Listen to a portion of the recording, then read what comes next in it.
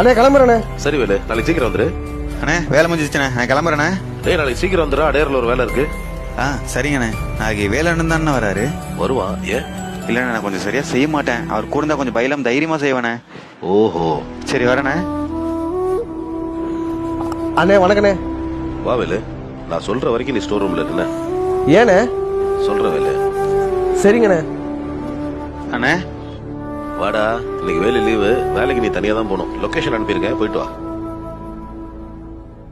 அண்ணே வேலையை பக்காவா முடிச்சிட்டேண்ணே. வேலு,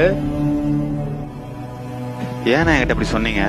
வாழ்க்கையில எல்லா நேரமும் எல்லாரும் நம்ம கூட இருக்க மாட்டாங்கடா. சில நேரங்கள்ல நம்ம தனியா தான் நின்னாகணும்.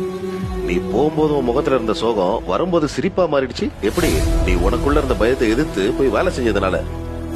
எல்லார் வாழ்க்கையிலும் கண்டிப்பா இந்த மாதிரி சூழ்நிலை வரும். நீ இதை புரிஞ்சுக்கணுன்றதுக்காக தான் உன்னை தனியா வேலை காமிச்ச. இனிமே நீ தனியா போய் வேலை செய்வல்ல,